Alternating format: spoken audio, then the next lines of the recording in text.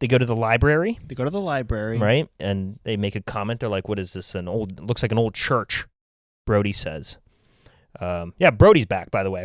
We forgot to mention. That's right. Delmholm Elliott. He accompanies Indy on his trip to Venice. That's right. This movie makes him out to be much more of comic relief, which... Correct. I think people can see it either way on how they want to view that. I think it's great. I think it's great, too, because it ties very nicely to one of my favorite scenes in the whole movie, and I'll point it out when we get to it.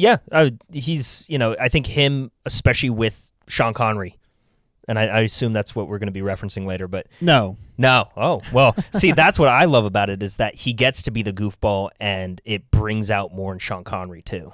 Henry, the pen is mightier than the sword. That's not the scene I'm talking about, but that is a great moment. And then Henry yells at him. He's like, "This is war! Like, this is war, Brody. It's war." They pretty much go into the cathedral-like building that is now a library, and they figure out that the book. We forgot to mention the book. The most important part of the movie. Indy is in possession of his father's Grail diary. Yes, which was mailed to him. By his father, and it pretty much is like chronicles everything that his dad had learned about the Grail, and so he brings it with him, and he's using it as little clues to help him guide his way through the library, and he figures out that there's the Roman numerals that are make a pathway that you could figure out. And he sees on the floor, the Roman numeral for 10 is X, a big X right on the floor. X marks the spot. X always marks the spot. Even though earlier on he said X never marks the spot. It's so funny. Then he starts taking one of the, it's one of the stands that holds like the velvet rope thing to break off part of a room. And he takes it and starts breaking down the floor. Great gag. Another great gag. Incredible. We cut to an older gentleman stamping books, and 3 times in a row he would stamp it, and then Indy would just by chance hit the ground, and it would make this loud boom throughout the whole library. And then my favorite's the last shot where he just puts it down gently on top of the book and just stares at it. He just doesn't know what to do with it. It's so funny. Great gag. It's really refreshing after Temple of Doom to have the gags back. I mean, there were some gags in Temple of Doom, but due to the the dark nature of the film, they just didn't hit. They didn't land as well. Yeah. Like, I feel like we're just back in Raiders territory again. Yeah, and they're definitely, that's the whole point, is what he's trying to do. Which is cool, So they essentially break out the floor, and they find the tunnel. They lower down, and then they start walking through, and there's a bunch of rats down there. Oh, rats. Yep. So we get the snakes in the first movie. We get the bugs in the second movie. All the rats in this movie. Right. Which the whole thing about how they got all those rats. Tell us. Famously, or I guess Lucas and Spielberg had said they wanted 2,000 rats. Well, they had a rat breeder breed 2,000 rats so they could ensure there was no disease. Oh, goodness. Because as you see through these scenes, they're very physical with the rats. The rats are crawling over them. They're really in tight quarters with the rats, so having rats that you could breed yourself actually is a good idea, so you're not getting anybody sick, and you can be more sure about it. That makes a lot of sense. And it's especially good because if you watch the little documentary, Harrison Ford is a big fan of rats. Is he really? He said he used to work at like a national park area, and they used to have to handle rats.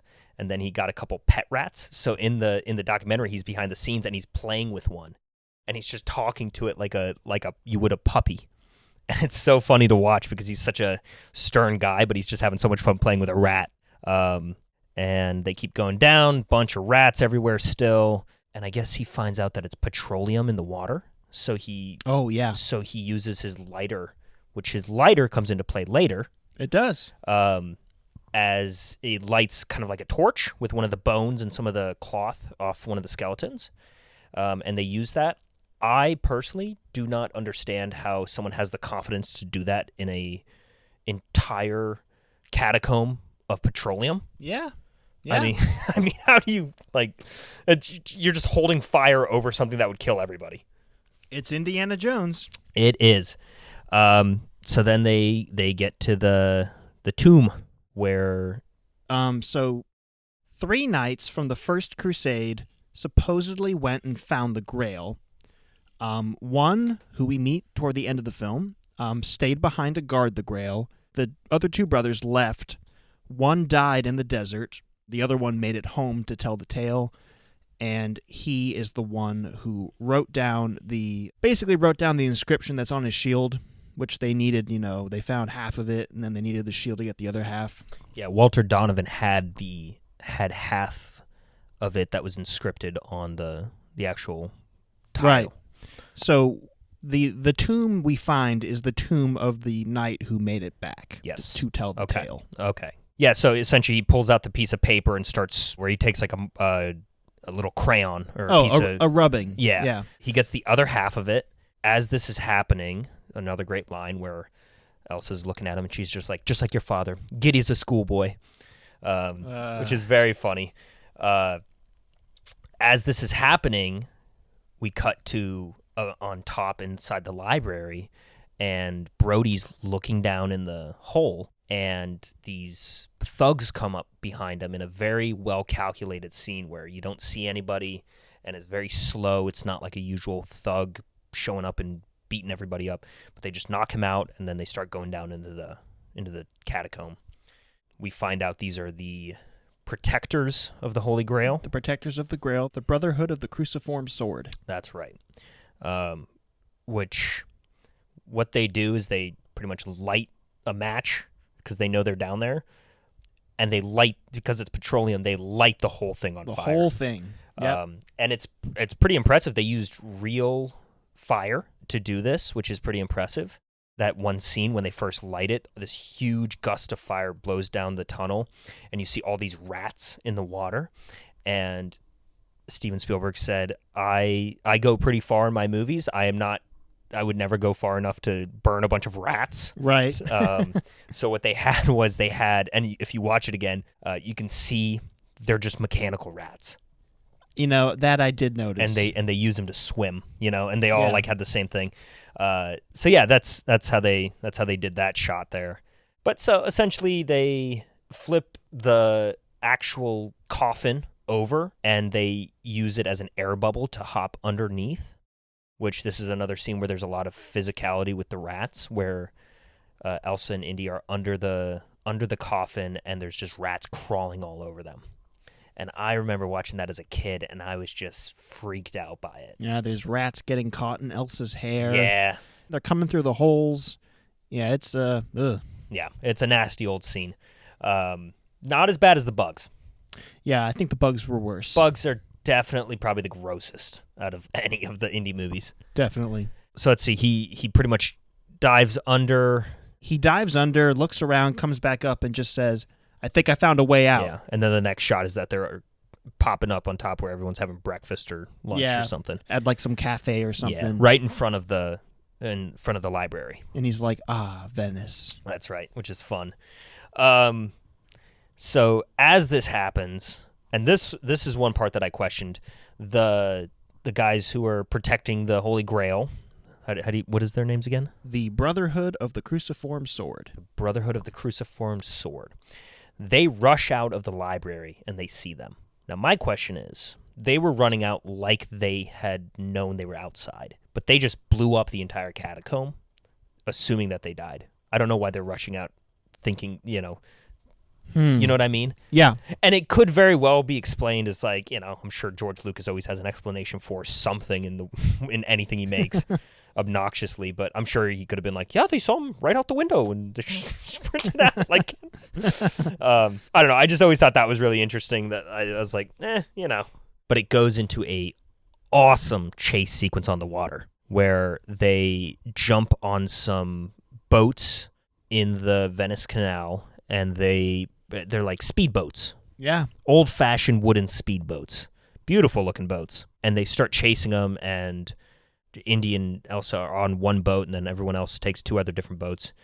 And the usage of these boats in this 5-minute span is very, very cool.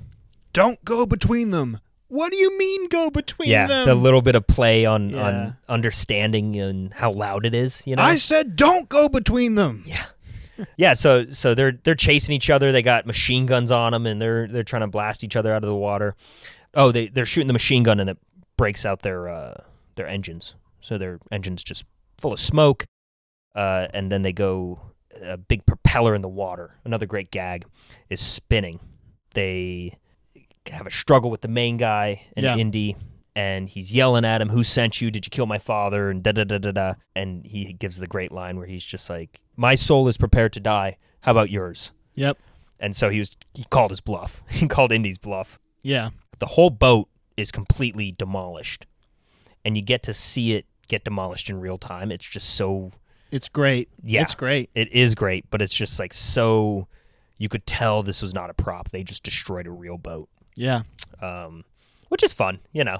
So yeah, then they do some exposition, drop him off, and he gives the whole explanation of who he is and what they're doing, you know. And he tells him where his father's being held. It's right up at the castle. Right. Elsa and Indy's rooms are ransacked, and I think Brody is there. And I guess some people went looking through to find the Grail book. Yeah, he pretty much shows Elsa that he has it, and she's just like, "You didn't trust me." It's like, "Well, you know, I just met you." They start kissing, and then they start making love. That's right. Not as endearing as the boat scene in Raiders. No. That's one of the best, just like romance scenes out there. This, I think, attempts to do it a little bit, but it doesn't even... Not quite the same. There is one scene where he pops his head up and you just hear the bells, and just his face is so funny. He's just such a character. He's very underrated as how funny he can be, Harrison Ford. He's always known as the grumpy old guy, but he's just, when he's funny, he's very funny. All he's got to do is just kind of step out of that straight man persona that he has, and it's funny. But have you ever seen the show Shrinking with him? Yes, I have. He plays the straight man in there, but he is so funny. He is. He's the only reason I watched it and really enjoyed it. He was just so hilarious when he would just up and, you know, give one-liners, didn't care, just start cursing at people. So funny. But yeah, he's very underrated. That I have seen, and he is a lot of fun to watch in Shrinking. Yeah.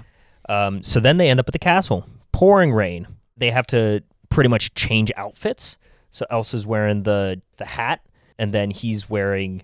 He takes her beret. Yes, so that's what I mean. Yeah. He takes her beret and then takes her raincoat, and they storm in, and he's got this this hilarious accent as a Scottish lord. And he's like, "We're here to view the tapestries." It's pretty good. It's just so funny on him. But it is funny, considering it's Harrison Ford. Yeah. Which obviously, I think, you know, his dad in the movie, like, he's supposed to be Scottish, right? Is Indy Scottish then? I think that's the point It's possible. of this. I think that's the point of it. But Jones? Jones is not a Scottish name. I mean, obviously, Sean Connery is Scottish. Yeah. So Which is why I'm like, because he doesn't hide an accent. Like, Sean Connery has his Scottish accent in the movie. Yeah. And it's very pronounced most of the time. He emphasizes a lot of words that comes out that just sounds Scottish. Right. So clearly they knew what they were doing, and yeah, so I guess that means Indiana Jones is Scottish. Okay. More lore to Indiana Jones. I mean, originally Indiana Jones was Indiana Smith. Could Smith be Scottish? I have no idea. I think we're taking ourselves down an exploratory rabbit hole here. Yeah. I'm curious, though. The butler, he punches him and sneaks their way into the castle, which by this point we find out they look over a little railing and there's just an entire Nazi headquarters in there. He just looks at Elsa and goes, "Nazis. Hate these guys." Right. And then they start walking through the hallway, and he points at a door, and he just listens in, and he says, he's in this room.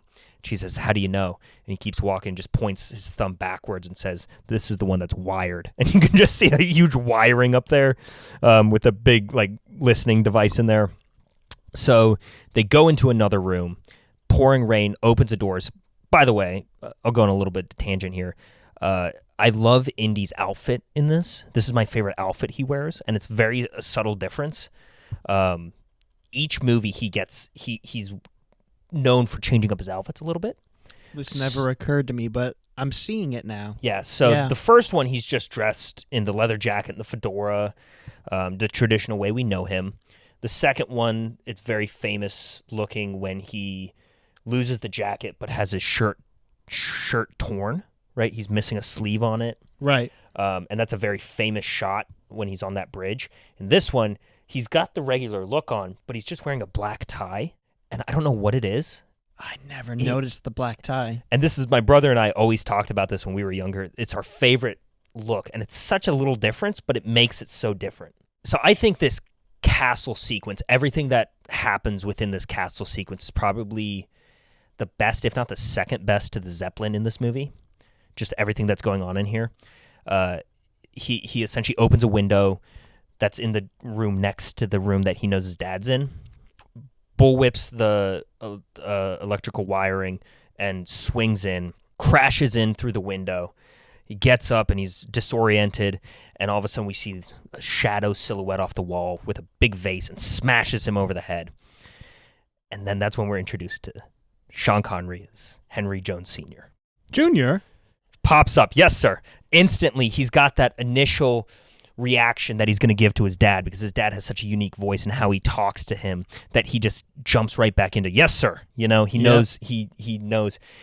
And he's just like kind of vamping with him for a little bit, and then he starts walking over to the pottery that he broke over his head. Says something about like, oh, this is he was ashamed. He was ashamed about it, and Indy just kind of like stands up. He's like, I'm all right. And you can see Indy like light up because he thinks he's talking about him, and then he turns around and he's like, it's a fake. Yeah, like he was ashamed that he had Yeah. smashed a Ming vase. Yeah. Yeah. And if you watch Indy in the background, he's literally like his shoulders lift up. He gets a little bit of a smile on his face because he thinks his dad's more mature now, that he's going to care about him when he gets hurt. No, he just turns around. He's like, it's a fake. Like, he didn't care. He didn't care that he hurt him. And it's very funny. Great little gag there. So they get up and start going. The Nazis bust in. Great scene here where they're looking for the book. They go, what book? In unison. And then he says, well, first they say Dr. Jones, and then they both in unison say, yes. Yep. Which happens a couple times in the movie. Yeah.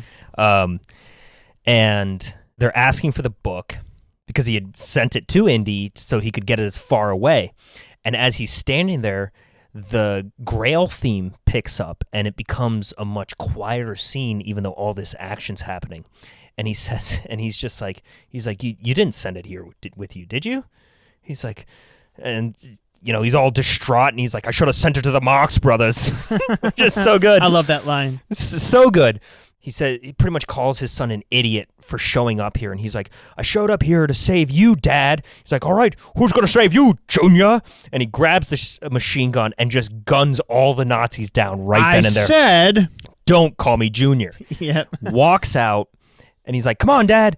And they're playing the little, another great part of the theme, which is it's played when both of them are on screen.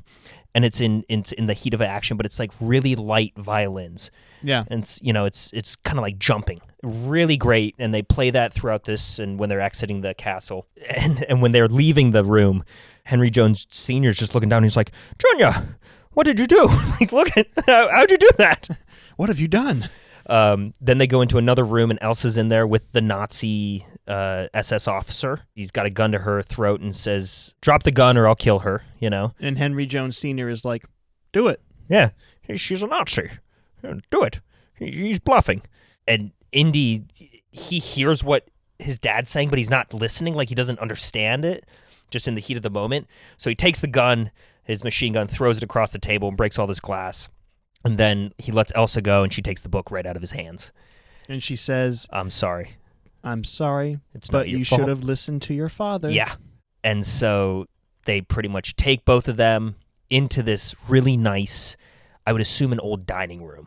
It looks very similar to a room from this old 1968 movie called Where Eagles Dare, starring Richard Burton and Clint Eastwood, two of the greats. And it's a Nazi castle in the mountains, very similar to this. And there's a room in there that looks very similar to this, and that's why I think it's a dining room. It's because that was their dining room as well. So they're in there, and this has to be the best 10 minutes of the movie, just from start to finish here. So Indy goes, "How did you know she was a Nazi?" "She talks in her sleep."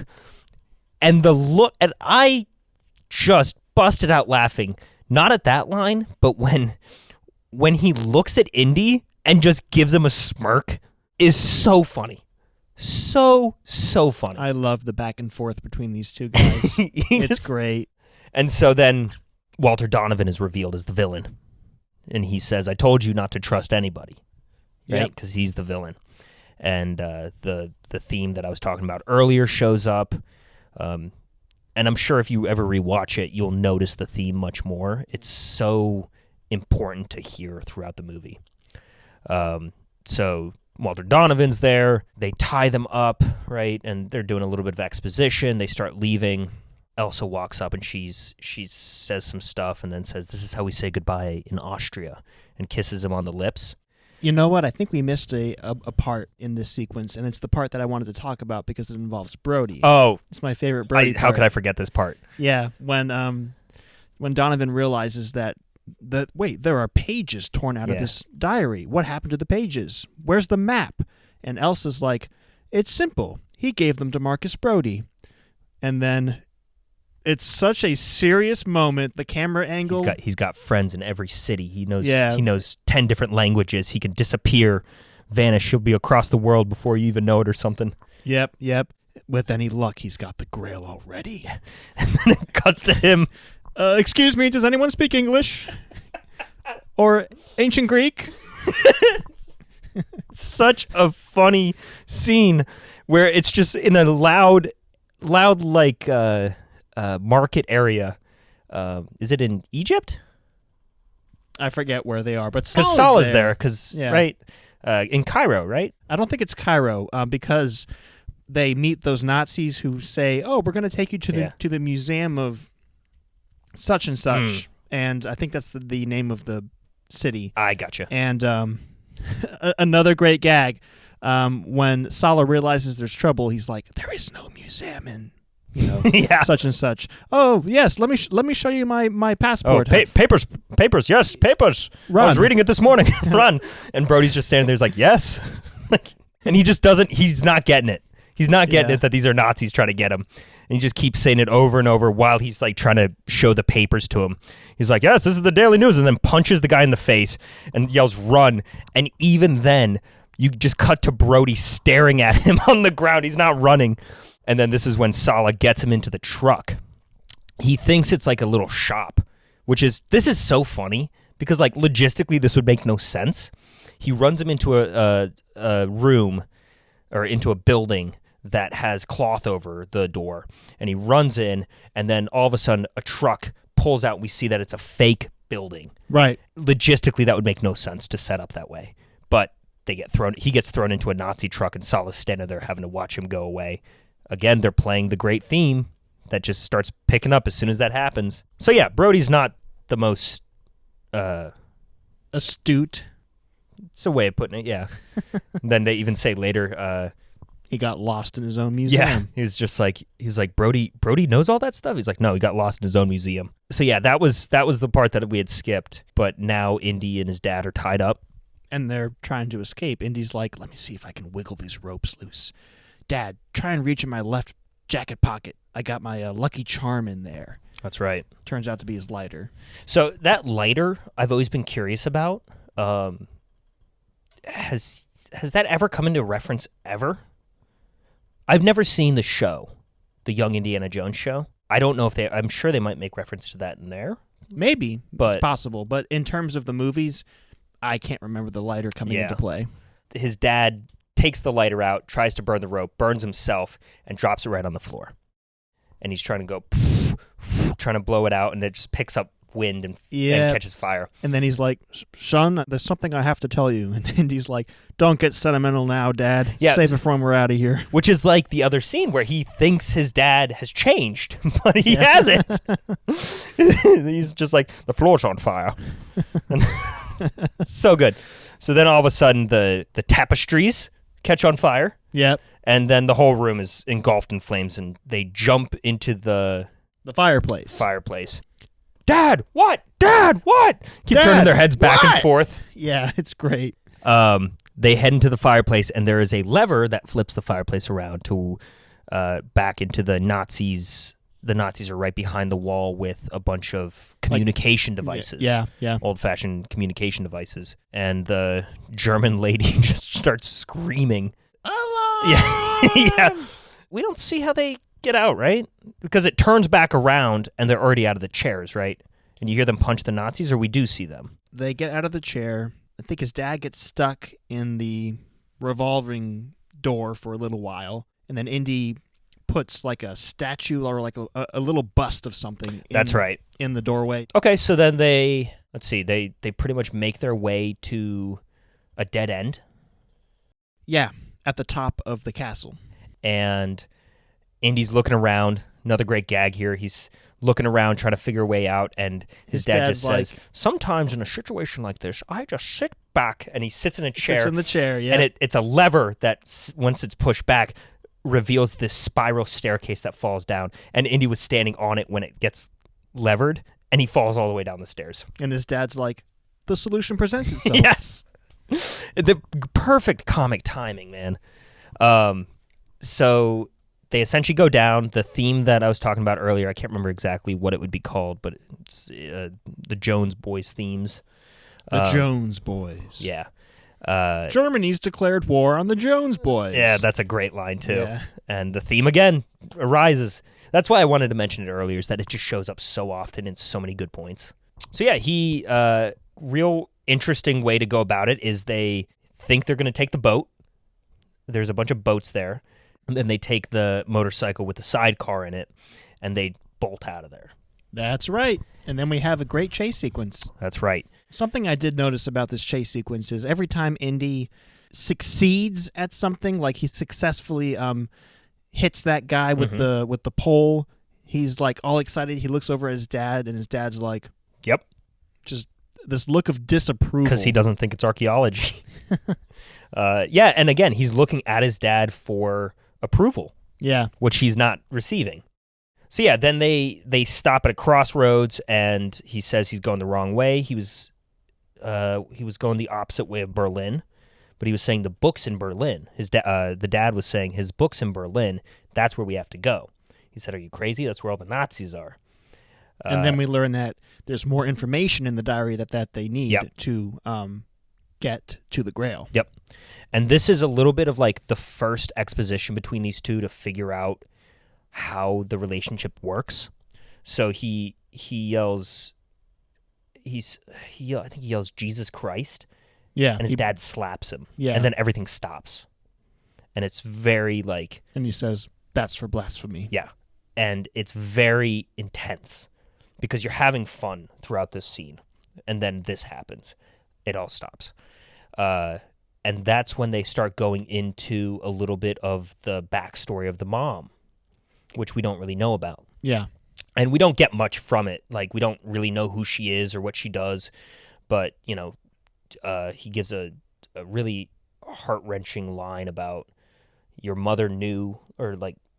Your mother hid her illness from me until all I could do was mourn her loss. Yeah. It's tough. Like it's delivered beautifully from him, from Sean Connery, but it's just such a tough scene that's wedged into this action-packed stuff that, you know, all of a sudden you're just like grounded a little bit. You know, you're having so much fun, then you're just grounded. You're like, whoa, all right, let's slow down here. What's happening here? So yeah, eventually they go back to Berlin. He gets the book from Elsa, and he's walking through and encounters Adolf Hitler himself. And this scene is really they show that Hitler is such a egomaniac that the one thing he's looking for, he doesn't even realize it's right in front of him, and he signs it because he thinks this guy just wants a signature from Adolf Hitler. Right.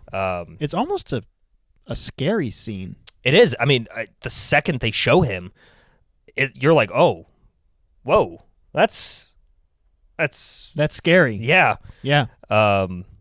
But once he signs the book, it pans up to Harrison Ford's face, and he gives that little grin again. That's just perfect. And then they push him out of the way. he keeps walking through. So then they pretty much have the book. They're done. They get out of there. Indy arranges first flight out of here. First flight out of Berlin. And they were there's that scene I always thought was so funny. There's 3 people reading a newspaper the exact same way, standing in a corridor way before you get up to the blimp, and you would assume the 2 in the forefront are Indy and his dad, but then you find out neither of them are one of those guys. The guy in the back standing with the papers up is the dad, and Indy's coming back with the tickets. Right. And it's just kind of funny how they frame it all. It's clearly on purpose. So then they show the blimp, the Zeppelin, and then they get in. This is such a good scene too, where it's, you get a little bit of the emotional aspect of it with the father-son, but then you get so many good fun gags. So yeah, Indy pretty much relaxes a little bit, thinks he's in the clear, and then he sees that SS officer pulling up, getting ready to board the Zeppelin. So what he does is he gets up and starts getting chummy with one of the guys who comes around for the tickets and steals his uniform. As they're walking through, the SS officer's talking to everybody, trying to figure out if they've seen either of the Joneses, and he takes his baton. I don't know what that is. Sure, right? Baton. Yeah, we'll go with that. And he takes the paper that Henry Jones is reading, and he just puts it down, and he just like looks up like he's squinting, like because he doesn't have his glasses on. Yep. He can't tell who it is at first. And then Indy walks up behind him in the outfit, and he says, "Tickets." He just like turns around. He's got the Nazi has this great facial expression where his ears prop up and his eyes get big, and it's so funny. And so Indy punches him, and he falls out of the Zeppelin onto a pile of luggage. He turns around and says, "No ticket." And you see everybody pull out their tickets. Everyone's scampering to grab their ticket and turn it in. Then they, I guess, move seats, right? Because they're on a different position on the plane. They're in the middle of the cabin. But they're up in the air and they're flying, and he says, "We never even got to talk." And he's like, "Well, what about right now? Let's talk." Let's talk.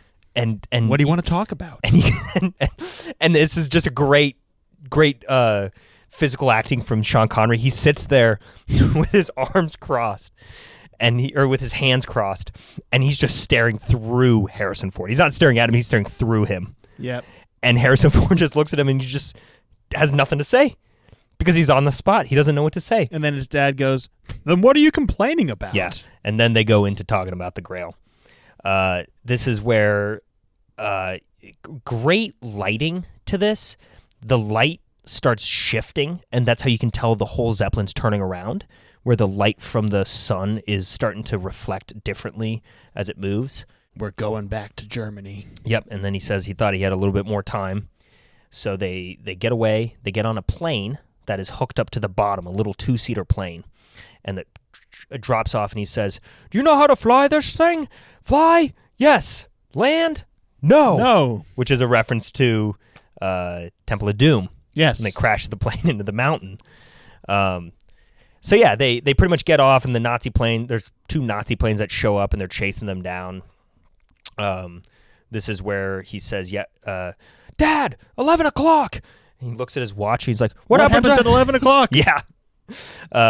And he says he has to shoot the gun, starts shooting it, and his dad shoots the tail of the plane off. "Are we hit?" "They got us." "Hang on, Dad, we're going in." They just go down. Pretty much into like a farm they crash into. And they're kind of running around.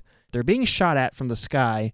They're hiding behind like a ridge, and his dad is like, I can't believe this. And then Indy's like, come on, Dad, they're shooting at us. And his dad's like, this is a whole new experience for me. And Indy's like, happens to me all the time. Yeah. So he pretty much jumps in this car, and it's a great gag because the guy who's setting up the wheels on the car turns around to get the cap off the car and to put it back on. And as soon as he turns around, the car just drives away. He's got it in his hands. He's just like, oh. So there's a pretty good chase sequence with the plane and with them in the car where, he's nervous and he's like, this is going to be real close. And they drive through a tunnel and the German plane crashes through the tunnel and both wings get torn off. Yeah, right. And then it's such a great, great scene here where the plane is on fire coming right by them. And nonchalantly, the pilot just looks down at him and he just like is in awe that his wings are off. And then eventually it blows up at the end and they have to drive out. And Henry goes, that's what I call a close call. They don't come much closer than that. And then the missile immediately drops from the other plane and blows up right in front of them to where their car crashes into the hole. Yeah. It's very funny. I always loved how immediately after that, after delivering the line and then the boom, boom, you just see like Henry Sr. stand up, brush off his coat, just climb out of the car. Yep. So I guess this is the beach sequence then? Yeah, there's one plane left. There's one plane left, that's right. And Indy doesn't really know what to do, and his dad takes his umbrella and starts opening and closing it and making some weird sounds too. Yeah, I think he's trying to mimic a bird of some kind. I don't know what kind of bird. And gets all the seagulls to fly up and fly into the plane and crash the plane. And his dad is walking away with the umbrella open, and he makes he quotes some kind of literature and Charlemagne, and he's just smirking from ear to ear, and he's just walking away, and you can see Indy's just like in awe that happened. Yeah. His dad is James Bond. His dad is James Bond. Still got it. That's why he was cast for the movie. Oh, before we move on, the seagull scene I forgot to mention. That they couldn't use real seagulls. Obviously. Like when they had all the birds flying out, they had to use white doves because you can't train seagulls. Oh, but white doves you can train in a way to fly in a particular pattern, I guess. Interesting. So the shots they had of the actual beach with all the birds on them were all fake, like models of seagulls. And then when they flew everything off, it was all just white doves. Okay. Interesting tidbit. And then they took a bunch of feathers and just threw them up in the air. So they meet up with Sallah, and this is where they introduce the tank, right? And they introduce all the Nazis back together, the three big bads, and his car is sitting up at the top of the hill. Indy has his, I think, binoculars. Binoculars pointing at it. And his dad's like... He's like, get down. Junior, what are you doing? Get down. He's like, we're well out of range, Dad. But the reflection off the binoculars, they see. Yep. And so they fire the tank, and it blows up the car, and Sallah goes, that was my brother-in-law's car. That car belonged to my brother-in-law. Yeah. Meanwhile, Brody is captive in Donovan's car. Yep, because they had thrown him in the truck earlier. Correct. And then they decide to move Brody to the tank. Yep. Indy sneaks away to get horses. He tells Sallah, no camels. They both end up meeting up again together, and he's got camels. He said, this is compensation for my brother-in-law's car. Right. And then a great chase sequence ensues between them, trying to jump back and forth from the horses to the tank. And there's just gag after gag here. It's a great sequence. It's probably about 15, 20 minutes. It's up there as I think it's up there with the truck sequence in Raiders. Oh, it's great. Yeah. It's great. It's good. I think it might even be a little bit better, but it's a little bit more complex too, which helps. It is more complex because you have more characters you're dealing with, not just Indy, but you're dealing with his dad, you're dealing with Brody. Yep. Sallah to a degree, yeah. Yep.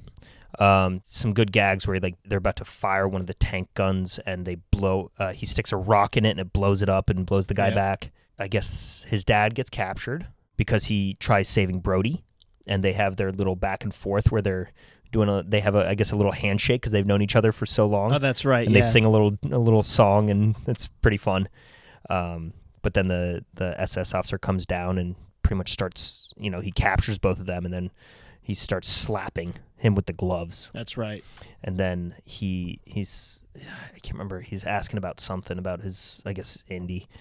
And he grabs his hand and he says something about goose-stepping morons. Yeah. Implies that you should try reading books instead of burning them. Yep, that's what it was. Which is a good line, and he's very intense in it.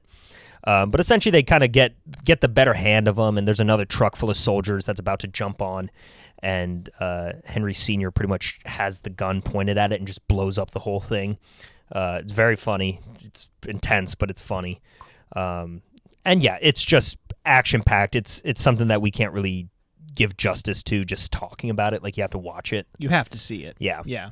Indy and the tank and the SS officer go over the cliff. The SS officer dies in the crash.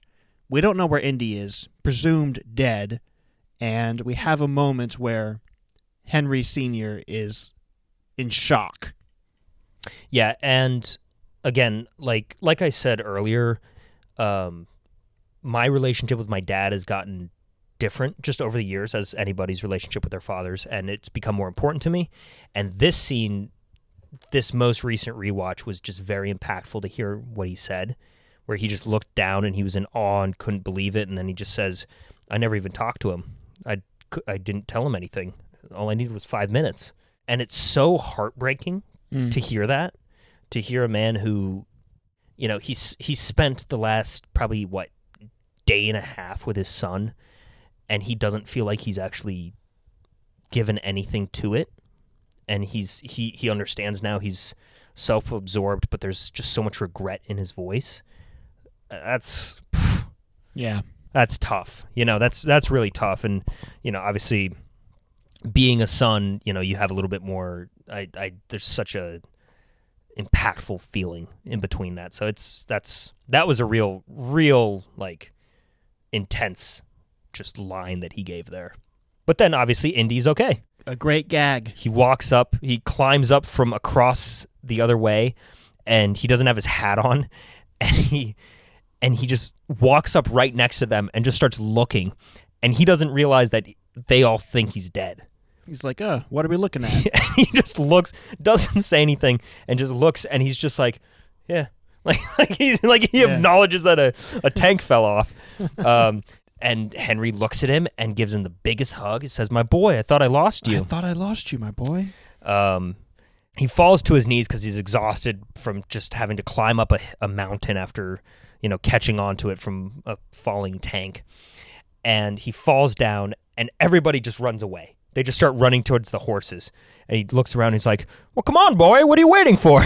He just can't move. What are you sitting down resting for? Yeah. Let's go. And then the hat rolls on by right in front of him. Perfect. The wind brought the hat back. Yeah, you could definitely tell someone just threw it off screen, but you could see how it hit the ground, and it was tougher than just the wind. But it's perfect. So this is when they show up to the temple. Is this in the city of Alexandretta?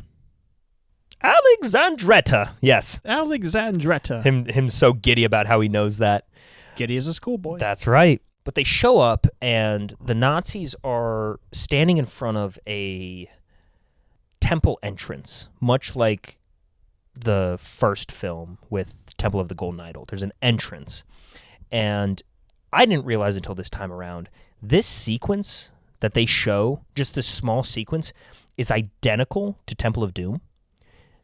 They walk up, and there's all the bad guys in the front, and we're in the background, and they're all in the foreground, and we see what's happening. We see what's going on, what they're doing, much like Mola Ram pulling out the heart. We see all this, but we're all still in the perspective of Indy in the back, behind a bunch of rocks. I see it now.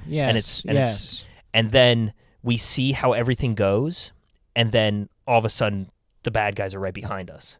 Right. And they get to put you over there. It's identical. And then obviously you go through the whole thing of going through the actual temple, but I never realized it. It's actually shot the angle they use from behind is the same way as they did it before. I was like, wow, That's really cool. that's just how, it's just him doing his stuff. But yeah, so essentially Donovan tells Indy that you have to go through to get me there. Yeah, because they've sent like a couple of people in already, and they keep getting their heads chopped off. They do. Yeah, you see a couple of heads lopped off. And Indy kind of chuckles. He's like, no, I'm not doing that. And so he shoots his dad, which is very jarring. Shoots his dad in the stomach and says, now you have to go because, your dad's going to die if he doesn't. Yeah, only the healing power of the Grail can save your father now. Yep. It's time for you to decide what you believe. That's right.